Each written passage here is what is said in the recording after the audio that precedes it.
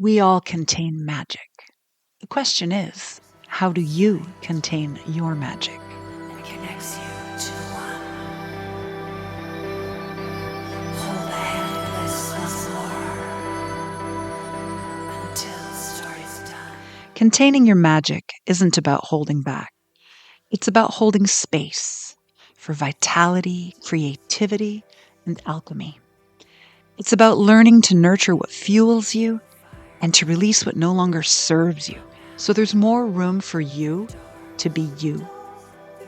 Your magic is only as powerful as your ability to hold it, to focus it, and to own it. Through conversations, stories, and reflections, this podcast delves into mind-body wisdom, yoga, somatic practices, and self-care as pathways for deep, lasting transformation.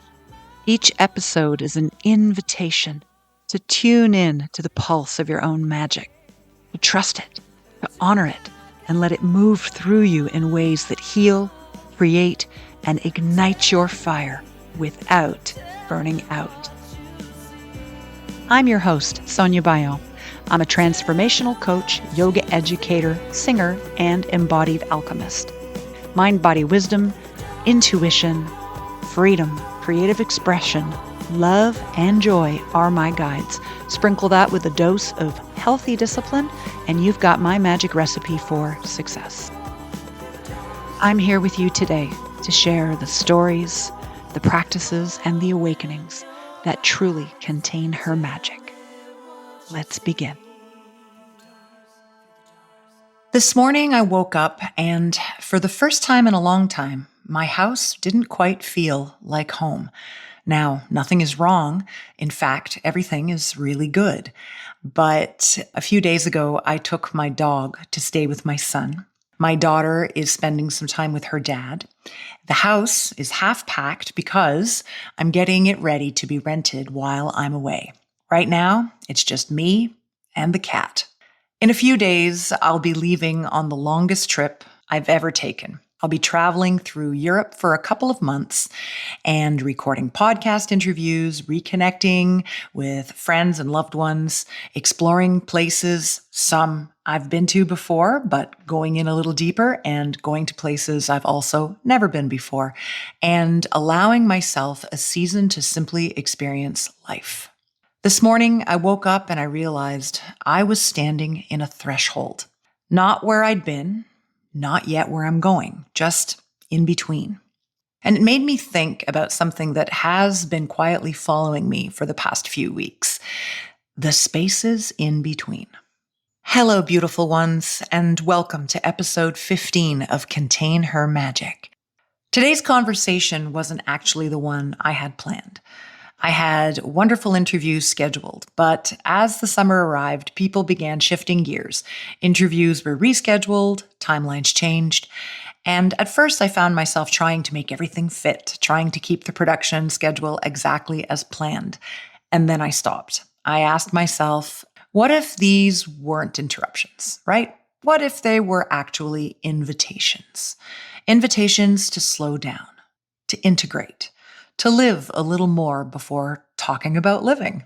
The more I sat with that idea, the more I realized that this wasn't just about my schedule, it was about something much bigger. There's a word for this kind of moment. It's called a liminal space. The word liminal comes from the Latin word limen, meaning threshold. Anthropologists use it to describe these moments in life where we've left one stage behind, but haven't quite entered the next.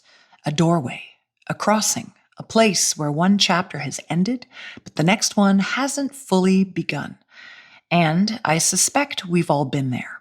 Maybe you've just finished a job. Maybe your children have left home. Maybe you've moved. Maybe you've ended a relationship or begun one. Maybe you're waiting for answers. Or perhaps, like me, you're about to go on an adventure, but you just don't know what that adventure is going to bring you quite yet. So you're on that threshold between the old and the new. Those are liminal spaces. Sometimes we wonder if our life is shaped more by fate or by free will. In episode 14, where I interviewed psychic medium CJ Amanda, we discussed this. But since then, I've been wondering something slightly different.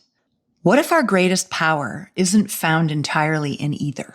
What if it lives in the space between what happens and what we choose next? And then another question came to mind. What if those spaces we've always thought of as empty, right? Spaces aren't empty at all. What if they're full of possibility? Once I asked myself that question, I really couldn't stop seeing these spaces everywhere. You see them in psychology, in meditation, in folklore, in art, in philosophy, in nature, and also in science. It was almost as though humanity has been pointing towards these spaces for centuries, using different languages, different symbols, different stories, but somehow circling around the same mystery. So today, I'm not really trying to convince you of anything. I don't want to tell you what to believe. I'd much rather invite you into a question that I've been living myself. What if the space in between isn't something to rush through, but something to notice? Because perhaps, just perhaps, that's where transformation begins. So as I kept thinking about all of this, another realization began to emerge. Maybe part of the reason these liminal spaces feel so unfamiliar today is because we've forgotten how to leave space in our lives. Sometimes the unfamiliar can be uncomfortable and scary. But I'm going to invite you to go back in time with me to a time where those spaces were more common. Just like in Back to the Future, let's go back to the past, back to the 70s and 80s. I'm a Gen Xer, and growing up, boredom was just part of life. Nobody worried if we were bored. There wasn't a phone in our pocket ready to entertain us every few seconds. So we stared out the window on long car rides. We lay in the grass, watching clouds drift by. We wandered through the woods. We rode our bikes with nowhere particular to go. We waited. And looking back, I don't think those moments were empty at all. I think they were really shaping us. They gave us room to imagine, to daydream, to reflect, to process our experiences, to have conversations with ourselves before we ever shared them with anyone else. Today, almost every pause can be filled. We reach for our phones, we answer another email, we scroll, we listen to another podcast. And yes, I appreciate the irony that you might be listening to this one while you're driving or folding your laundry. None of those things are inherently bad. Technology has given us incredible gifts, but I do find myself wondering, what have we lost when every empty moment is immediately occupied? What happens when there's no room left for our own thoughts to catch up with us? Maybe one of the greatest luxuries today isn't more information. Maybe it's more spaciousness. Maybe insight doesn't always arrive because we're searching for it. Maybe it arrives because for just a few moments, we stopped searching. And that's one of the reasons I care so deeply about embodiment. It's not because embodiment gives us something that we don't already have. It's because it gently removes some of the noise, some of the layers. It invites us back into the present moment, back into our bodies, back into ourselves. And in doing that, it gives us something that's becoming increasingly rare. Space. The kind of space where we begin to notice things that have been maybe waiting for us all along. The more I paid attention, the more I realized these spaces aren't actually that rare. In fact, we move through them every single day. We just don't usually notice them. They're woven into the fabric of everyday life. We tend to think that life is made up of big moments, graduations, weddings, moving house, changing careers, falling in love, losing someone we love. But if you look a little more closely, life isn't only made up of events. It's made up of transitions, the moments between one thing and the next, the pause before you answer someone's question, the deep breath before you walk into an important meeting, the hesitation before saying yes, or perhaps even more importantly, before saying No. The first morning after a major life change. The moment when one identity no longer fits, but the new one hasn't fully arrived. If you've ever felt like you don't quite know who you are anymore, or you know you're changing, but you can't quite explain into what, that is a liminal space. One of my favorite examples is actually something we do thousands of times every day without thinking about it.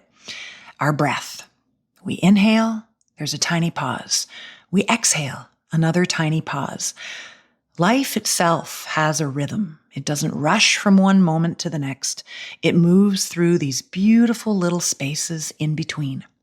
Another example that fascinates me is the transition between waking and sleeping. Think about those moments just before you fall asleep, or the first few moments in the morning before you're fully awake. You're not completely asleep, but you're not completely awake. You are somewhere in between. One state of consciousness is gently dissolving while another one begins to emerge.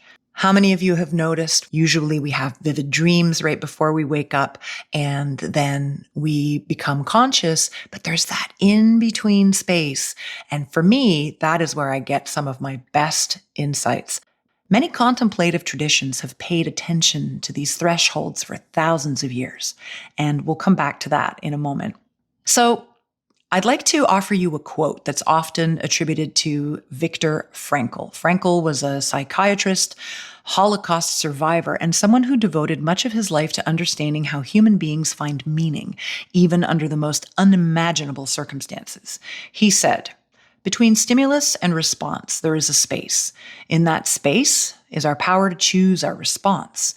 In our response lies our growth and our freedom." Every time I read that quote, I find myself slowing down because I think that's one of the most important liminal spaces we'll ever experience. Not the things that happen to us, but the space before we decide what to do with them. To me, that's where awareness lives. That's where discernment begins. That is where our freedom lives. And that is one of the reasons why I'm so passionate about embodiment and nervous system regulation. When we're overwhelmed, when we're stressed, we're constantly reacting.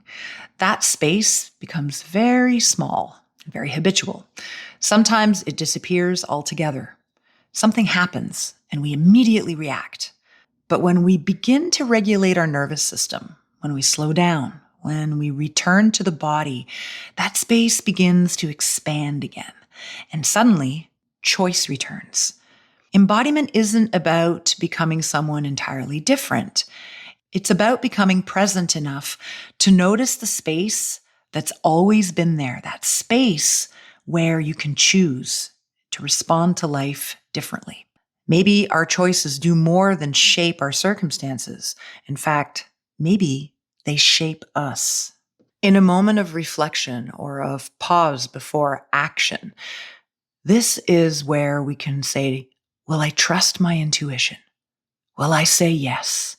Will I walk away? Will I repeat an old pattern or choose a different one? To me, this is discernment. And it is this reflection or this ability to recognize that there is a space, there is a moment where you can choose that makes all the difference in how you shape your life, and the way that you respond to it changes how you are as an individual, how you become moving forward. So it does, in fact, shape us as well. So two things are really happening at the same time here.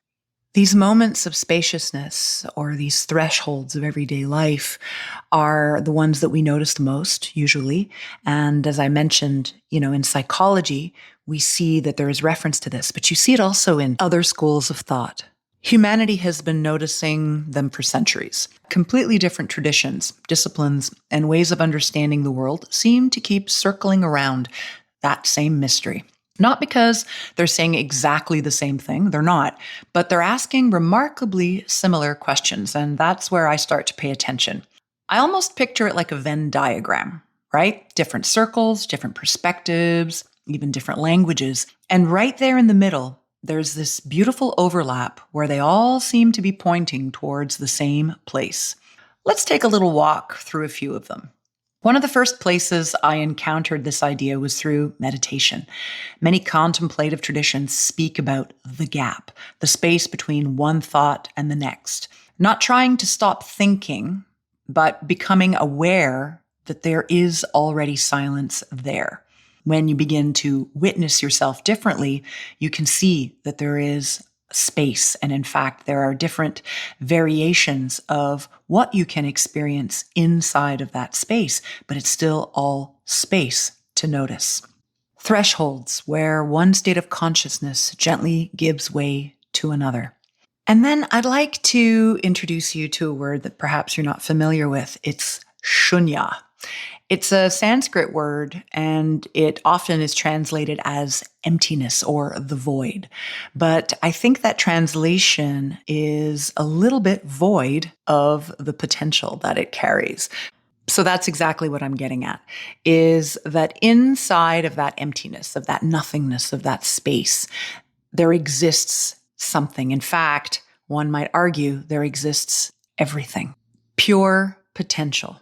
So I like to give this example because this is a bit difficult to explain. But if you're a mathematician, or even if you've got some basic math, you might understand that if you have a negative number and a positive number, they cancel themselves out. So if you had a -2 and a +2, you add them together and you have 0. So 0 could be nothingness. But in fact, you have a -2 and a +2. So inside that nothingness, you have everything from that equation. So it's something like that, where if something is held in perfect balance, I believe that it can then represent nothing, but in fact have the potential to be everything. So if we threw a curveball in and we threw another number in there and the balance or the order was disturbed, then all of a sudden you would see what's there. And I don't know for sure, but I think that somewhere the Big Bang Theory, the universe was created in a way where perhaps everything was held in balance, in order, and there was a great big void, a lot like a black hole, maybe. But then something occurred. We say it was the word. The word was possibly a thought that broke from the unified whole, from the unified field. And because of that, then we are now in a continual process of reorganization, seeking to find balance. But in that, we have creation. So because things aren't quite in balance, then creation happened. Anyway, I'm getting into another topic here, but it is very interesting and it's something that I've considered many times. But let's go back to Śūnya. So again, emptiness as in nothingness is also spaciousness, an open field. It's a fertile emptiness, a place where infinite possibility exists before it takes form. So that's maybe an easier way to understand. And even though you can't see it, it exists. And it reminded me of my conversation with CJ Amanda, where we also explored the space between the seen and the unseen, right? The visible and the invisible, the space of intuition, mediumship, the possibility that there may be aspects of reality that we don't perceive through our ordinary senses. Because we are dealing with something that is a bit unknown. We're into the ethers. We are being asked to lean into this full body trust of where our reality may not be representing exactly what we know psychically yet. And so we have to trust in this psychic, in that intel and the intel we're getting that defies logic and that defies the reality that's in front of us. So that's the biggest level of trust I think someone can lean into that asks of us. Whether you interpret that spiritually, psychologically, or simply as an invitation to become more aware, I think it's a fascinating conversation because it asks us to question how much of reality we are actually noticing. Lisa Lister from episode 12 touched on something similar in our conversation about the underworld, not as a place to fear, but as a liminal place, a place of transformation. The place between who we've been and who we're becoming. And that's why Venus has been so brilliant, is because actually Venus has shown me a way in consciously to the underworld, a way to traverse the terrain and proof that you do get out. Like I say, and the Venus cycle is so brilliant at that because it has a built-in darkness period almost. Like it's So like the evening star, morning star that you were yeah, so referring to there's earlier. a time span, and it's roughly 3-ish. Everything about Venus is ish. I love that about her.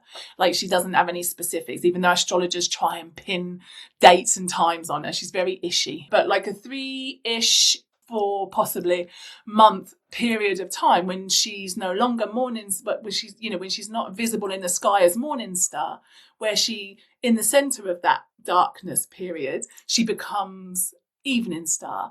Because what I recognise is in that place is where we meet Mara, the dark matter. And it's this, and in the story of Inanna, she gets hung on a meat hook, and that's unfortunate. We don't have to do that, thank goodness. Yeah. But thankfully, we do get to come into the dark. And if we do it consciously, it preps us for the times when it might come and sideswipe us because we know it. It's known in our bodies. It's felt in our bodies. Mm-hmm. Which is why, like I say, I love this going into it consciously, knowing that, right, okay, so for this 3-ish month period, I'm being asked to recognize what matters. And then there are the stories. I've always loved mythology and folklore because stories often tell us truths that facts alone can't quite reach. One of my favorites is the idea of the fae, the fairies. In Celtic folklore, they're often said to inhabit liminal spaces, forest edges, crossroads, doorways, windowsills, places where one world gently brushes against another. Now, whether you believe in fairies literally isn't really the point here. What I love is what those stories invite us to remember, to pay attention, to slow down, to leave room for wonder and imagination. I have a feeling I'll be doing a little bit of that this summer. Maybe lingering beside a weathered stone wall or a circle of standing stones just a little longer than usual. You never know what you might find there. And it's not because I'm expecting to find anything, but because I've remembered how much I enjoy wondering. Artists understand these spaces too. Think about a painting with negative space. The image can't breathe, or writing, right? If you have heard the expression, the effective use of white space, if you've worked in advertising. So that is also negative space that allows the message, the very thing that we must notice, to stand out. Think about music. Without silence, there's no rhythm. Think about poetry, architecture, the blank page before the first word. The spaces aren't what's missing. They're what allow everything else to exist. Nature teaches exactly that same lesson.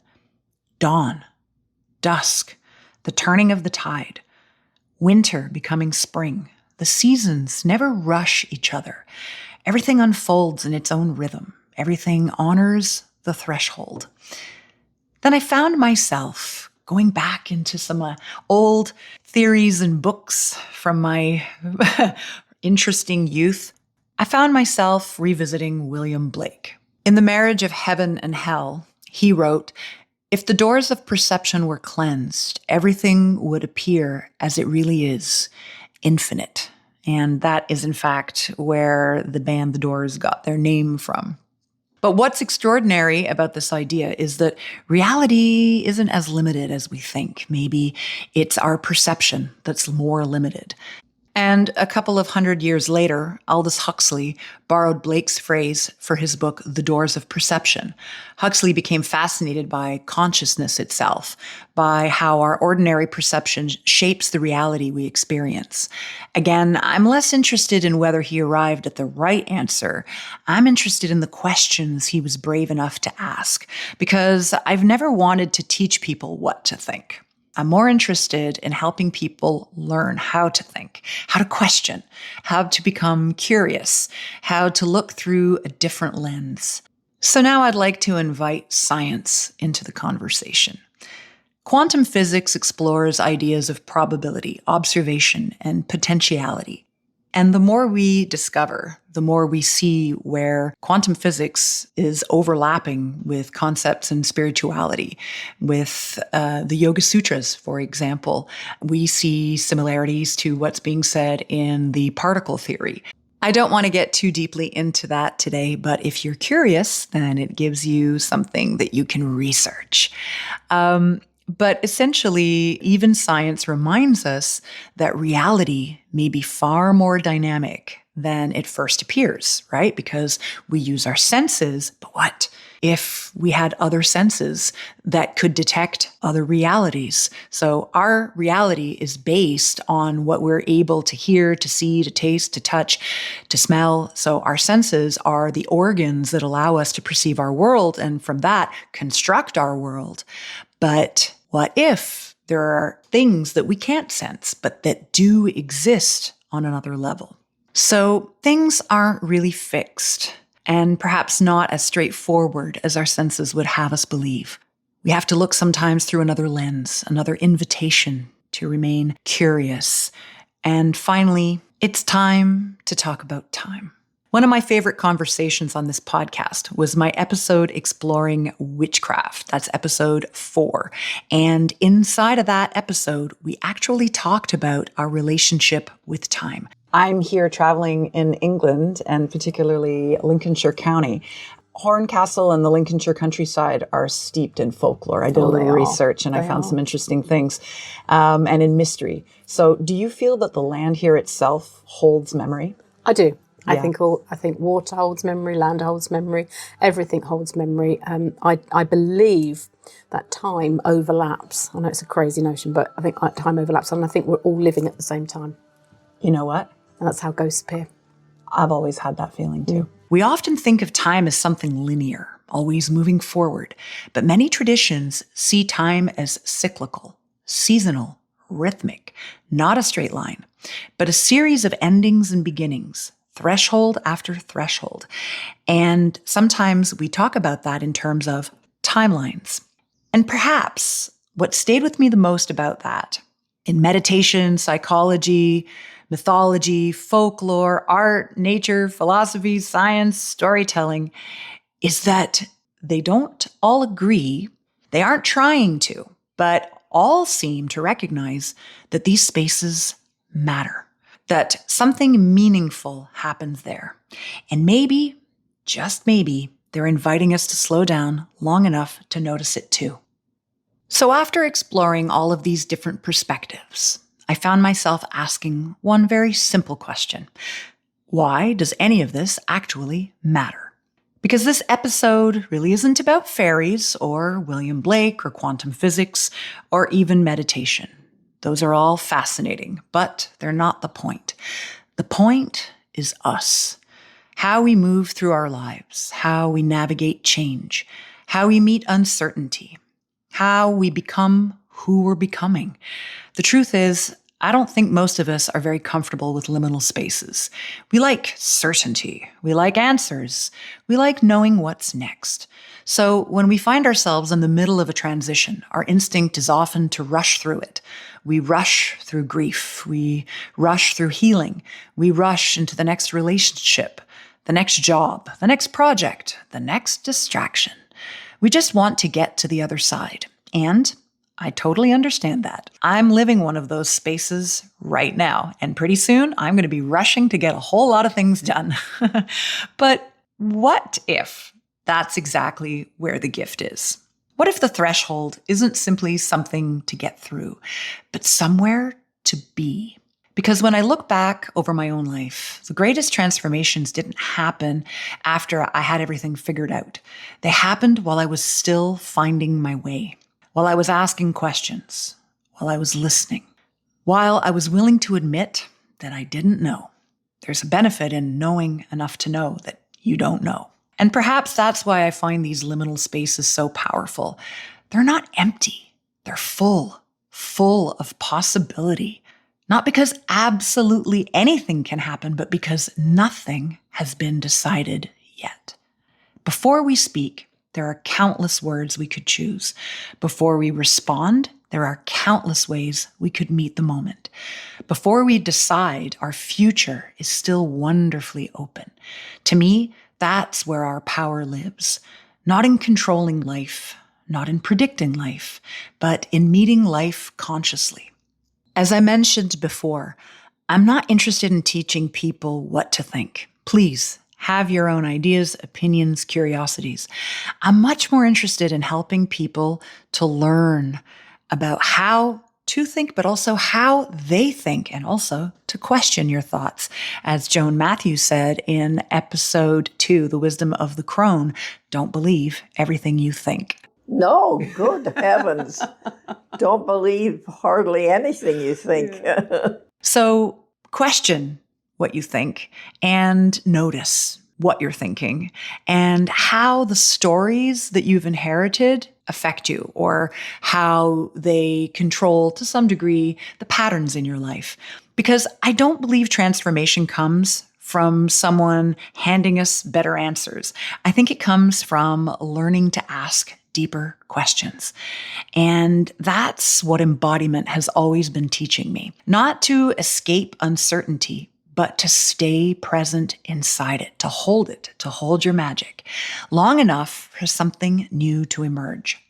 Maybe fate and free will aren't opposites after all. Maybe life presents us with experiences we never would have chosen.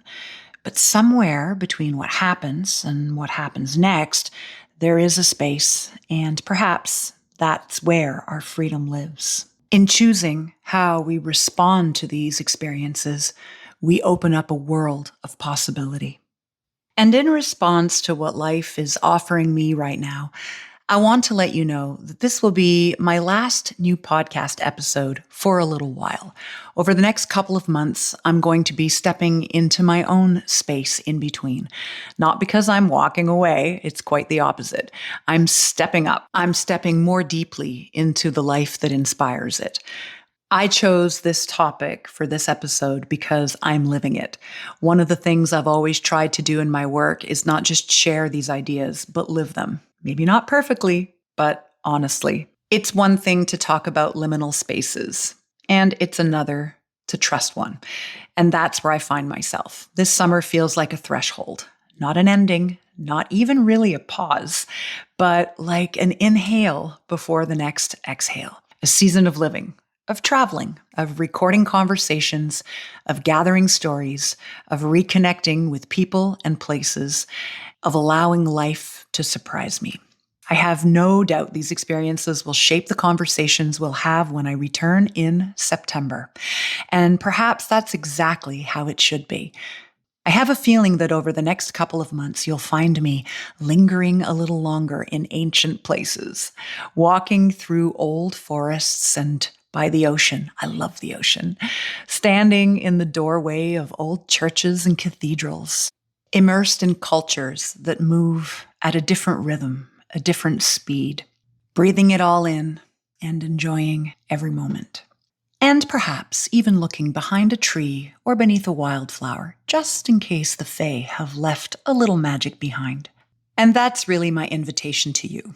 Whatever season you're in, whatever threshold you're standing on, whatever space in between you're living, you don't have to rush through it.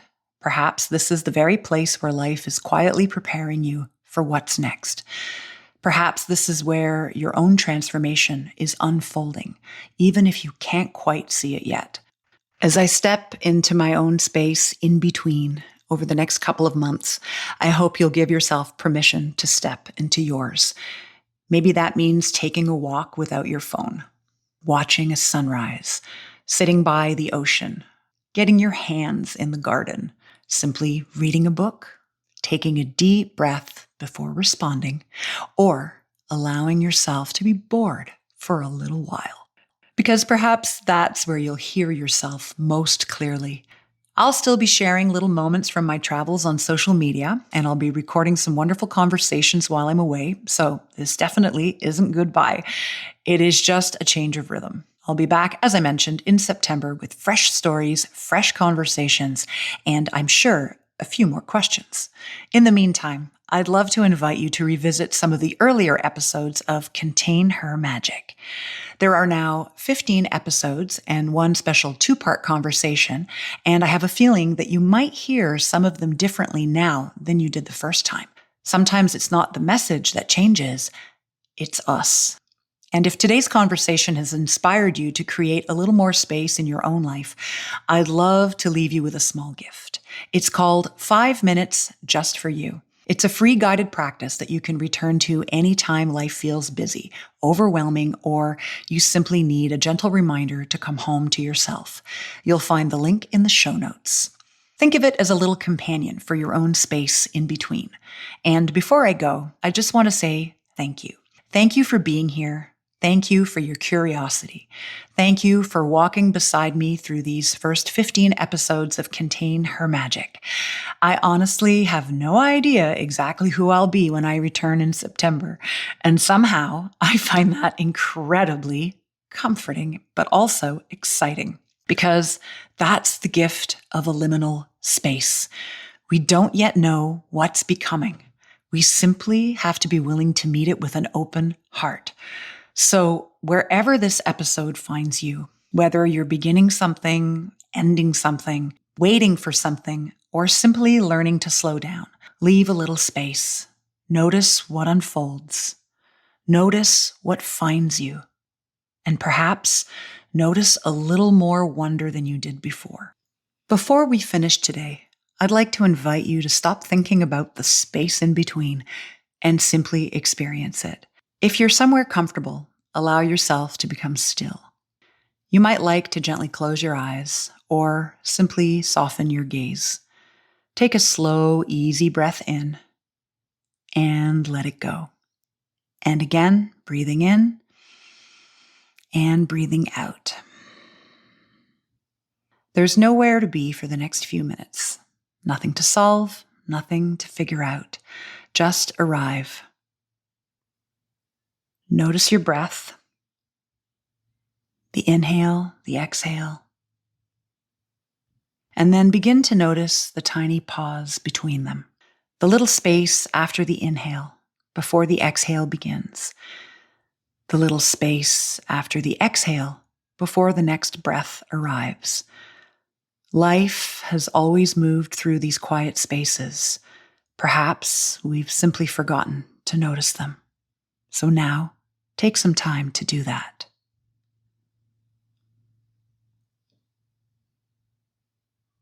Now imagine yourself standing at a beautiful old doorway. Behind you is everything that has brought you here, every experience, every lesson, every version of yourself that has carried you this far. Ahead of you, a path you cannot yet fully see, not because it's hidden, simply because it hasn't unfolded yet. For just this moment, don't rush forward, but don't look back. Simply stand at the threshold. Notice what it feels like to be here. This is the space we've been talking about. Not empty, not waiting, alive with possibility. A place where nothing needs to be forced. A place where the next chapter will reveal itself when it's ready. Perhaps your threshold is a new beginning. Perhaps it's an ending. Perhaps it's simply a season of becoming. Whatever it is, see if you can meet it with curiosity. With curiosity rather than certainty. With openness rather than urgency. Take one more slow breath. And as you exhale, carry this thought with you. Maybe transformation doesn't happen once we've arrived. Maybe it happens while we're learning to trust the space between where we've been and where we're going. May you trust your own threshold. May you leave room for wonder.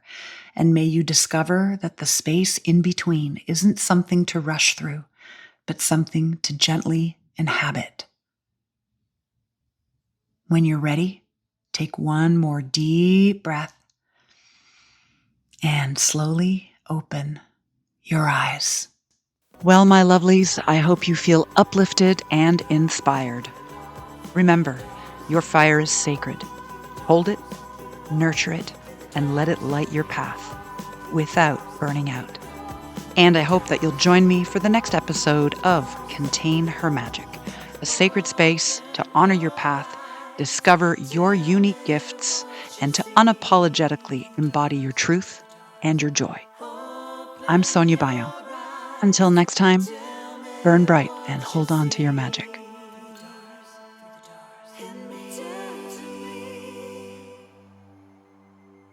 Return to me.